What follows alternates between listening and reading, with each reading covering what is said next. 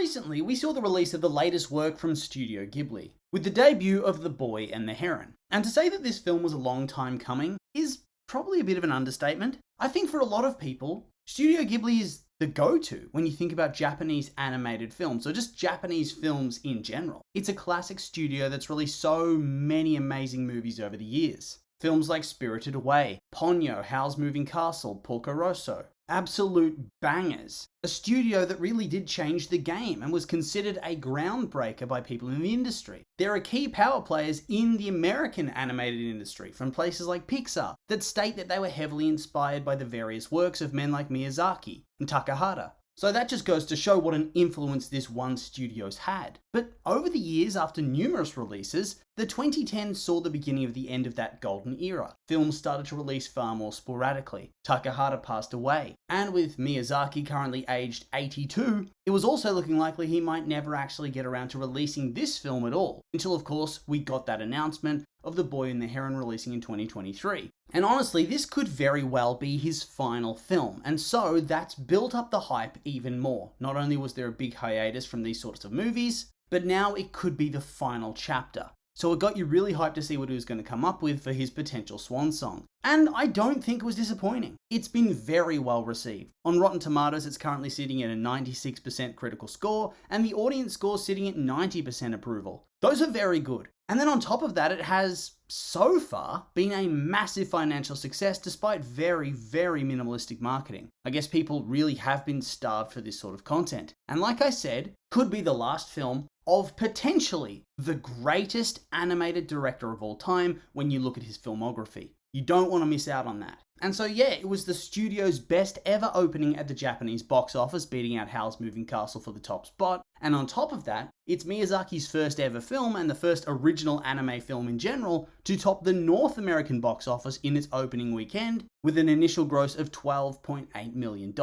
So very successful, very well received. And my advice, simply see the movie. Before I delve any deeper than that, just see the movie. It's one of those films that's more than a film, not to sound very pretentious about it, but it's more of an experience. That's what I took away from it. It was an experience rather than a story, if that makes any sense. Okay, so when we talk about animation, I think we really have to look at four major categories: visuals, the story, the soundtrack, and the voice acting. That's the bread and butter of the animated movie. And of course, we'll start with visuals. They were good. They were damn good. I love a good traditional animation. We don't see them all that often anymore in a big featured film. We're mostly seeing computer-generated stuff.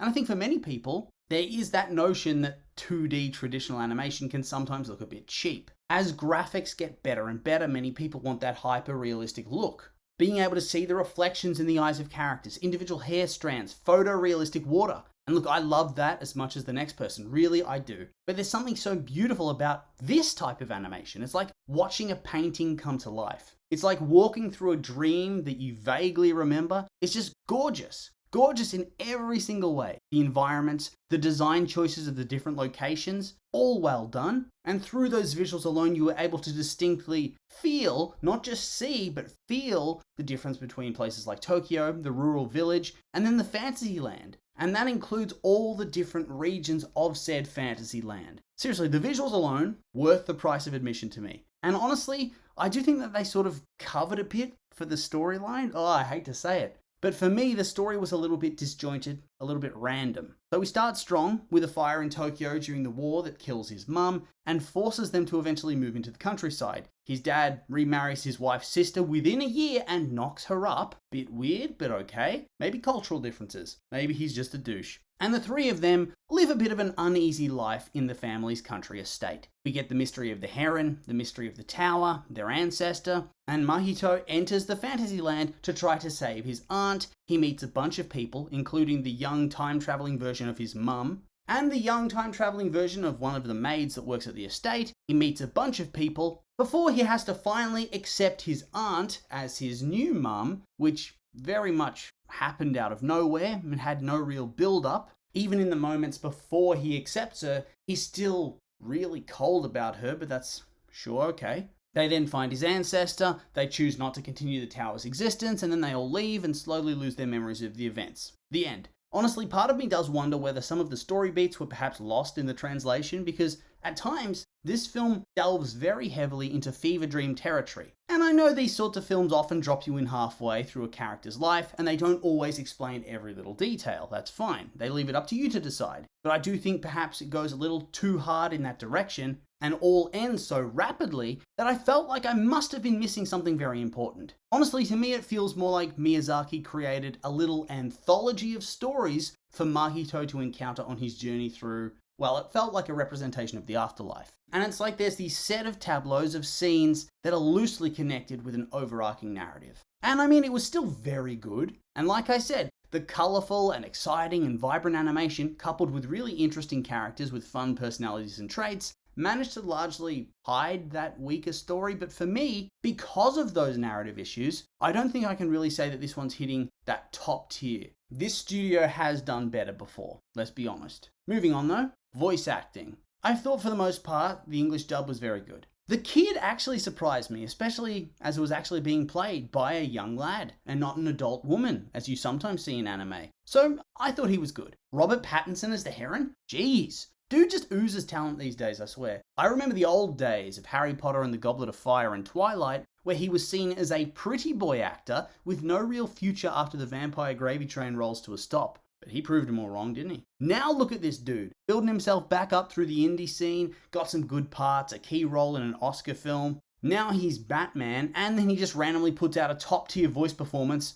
On top of all that, just because he can, he's on a career-defining run. Good for him. And honestly, I felt like he was far and away the best voice talent in this movie. I don't think anybody else was bad or anything, although for some reason Christian Bale's voice took me out of it. Don't know why. I'm just not sure it worked for that character, but it wasn't bad. Just personal preference, I think. Then we come to the soundtrack. Oh, top tier, top tier, top tier. Music was great, as always. The composer that always works on these films, absolute Chad. And in terms of sound effects, I swear anime, whether it's TV or film, it's just the best in the biz. They do sound effects like nobody else. Rushing water, drinking noises, footsteps, breathing, ocean noises, walking over tiles, whatever it is. It's just perfection. No matter what you're watching, it's so good. And it crafts a really great auditory experience. And so, yeah, basically it fires on all cylinders. Even if I think the actual storyline was a little bit weak, the visuals, the soundtrack, the acting, and the characterization more than make up for it all. And in the end, this film's just, this studio in general, it makes me nostalgic for my days growing up in rural Japan during the height of World War II. And yes, if that sounds absurd,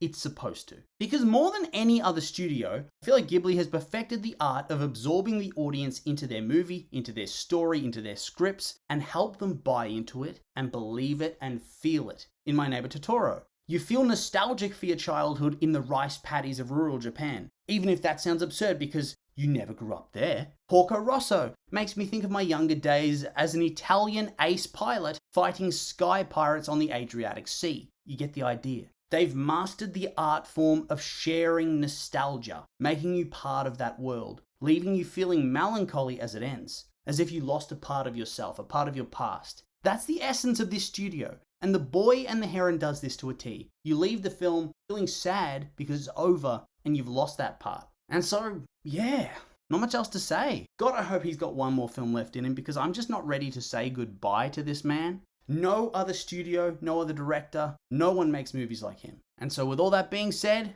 these have just been my opinions and now I'd like to hear yours. What did you think of the movie if you've seen it? Did you like it? Did you hate it? I'm honestly curious to hear what you have to say, so make sure to like, comment, and subscribe and let me know.